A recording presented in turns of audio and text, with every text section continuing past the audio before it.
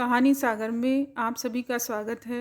सिंहासन बत्तीसी की 10वीं पुतली प्रभावती ने जो कहानी सुनाई वह इस प्रकार है। एक बार राजा विक्रमादित्य शिकार खेलते खेलते अपने सैनिकों की टोली से काफ़ी आगे निकलकर जंगल में भटक गए। उन्होंने इधर उधर काफ़ी खोजा पर उनके सैनिक उन्हें नज़र नहीं आए।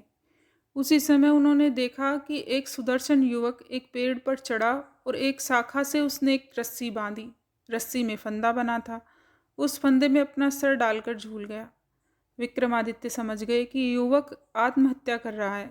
उन्होंने युवक को नीचे से सहारा देकर फंदा उसके गले से निकाला तथा उसे डांटा कि आत्महत्या न सिर्फ पाप और कायरता है बल्कि अपराध भी है।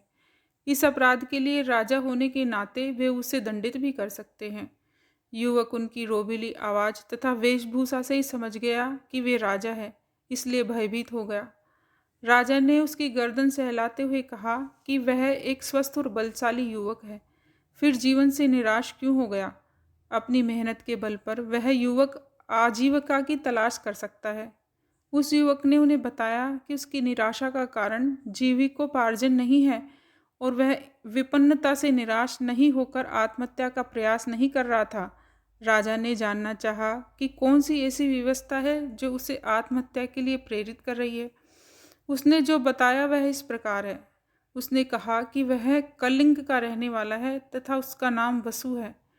एक दिन वह जंगल से गुजर रहा था कि उसकी नज़र एक अत्यंत सुंदर लड़की पर पड़ी। वह उसके रूप पर इतना मोहित हुआ कि उसने उससे उसी समय प्रणय निवेदन कर डाला। उसके प्रस्ताव पर लड़की हंस पड़ी और उसने उसे बताया कि वह किसी से प्रेम नहीं कर सकती क्योंकि उसके भाग्य में यही लिखा है। दरअसल वह एक अभागी राजकुमारी है जिसका जन्म ऐसे नक्षत्र में हुआ है। उसका पिता भी उसे कभी नहीं देख सकता। अगर उसके पिता ने उसे देखा तो तत्क्षण उसकी मृत्यु हो जाएगी। उसके जन्मते ही उसके पिता ने नगर से दूर एक सन्यासी की कुटिया में भेज दिया और उसका पालन पोषण उसी कुटिया में हुआ। उसका विवाह भी उसी युवक से संभव है जो असंभव को संभव करके दिखा दे। युवक को खोलते तेल के कड़ाहे में कूदकर जिंदा निकलकर दिखाना होगा। उसकी बात सुनकर वसु उस कुटिया में गया जहाँ उसका निवास था। वहाँ जाने पर उसने कई अस्थि पंजर देखे जो उस राजकुमारी से विवाह के प्रयास में खोलते कड़ाहे के तेल में कूदकर अपनी जानों से हाथ धो बैठे थे। वसु की हिम्मत जवाब दे गई। वह निराश होकर वहाँ से लौट गया। उसने उसे भुलाने की लाख कोशिश की पर उसका रूप सोते जागते उठते बैठते हर वक्त आंखों के सामने आ जाता। उसकी नींद उड़ गई है। उसे खाना पीना अच्छा नहीं लगता है। अब प्राणों का अंत कर लेने के सिवा उसके पास कोई चारा नहीं बचा है। विक्रमादित्य ने उसे समझाना चाहा कि उस राजकुमारी को पाना सचमुच असंभव है, इसलिए वह उसे भूलकर किसी और को जीवन संगिनी बना ले। लेकिन युवक नहीं माना। उसने कहा कि विक्रमादित्य ने उसे व्यर्थ ही बचाया है। उन्होंने उसे मर जाने दिया होता तो अच्छा होता। विक्रम ने उससे कहा कि आत्महत्या पाप है और यह पाप अपने सामने वह होता हुआ नहीं देख सकते। उन्होंने उसे वचन दिया कि वे राजकुमारी से उसका विवाह कराने का हर संभव प्रयास करेंगे। फिर उन्होंने माँ काली द्वारा प्रदत्त दोनों बेतालों का स्मरण किया।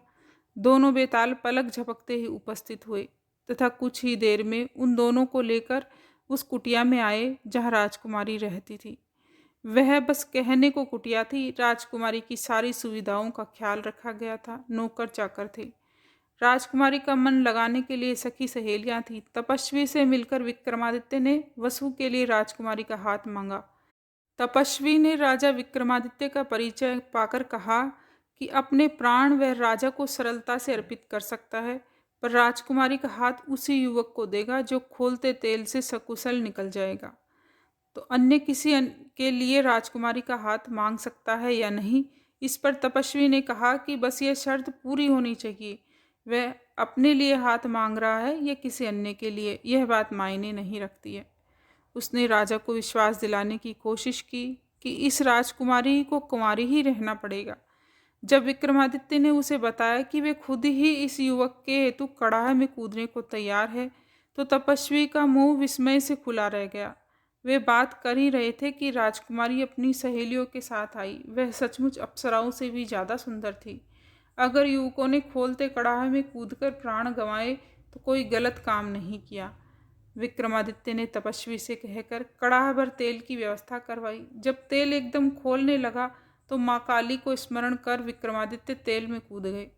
खोलते तेल में कूदते ही उनके प्राण निकल गए और शरीर भूनकर स्याह हो गया। माँ काली को उन पर दया आ गई और उन्होंने बेतालों को विक्रमादित्य को जीवित करने की आज्ञा दी। बेतालों ने अमृत की बूंदें उनके मुंह में डालकर उन्हें जिंदा कर दिया। जीवित होते ही उन्होंने वसु के लिए राजकुमारी का हाथ मांगा। राजकुमारी के पिता को खबर भेज दी गई और दोनों का विवाह धूमधाम से संपन्न हो गया। अगर आपको यह कहानी अच्छी लगी तो वीडियो को लाइक करें, कमेंट करें और हमारे चैनल को सब्सक्राइब करें। धन्यवाद।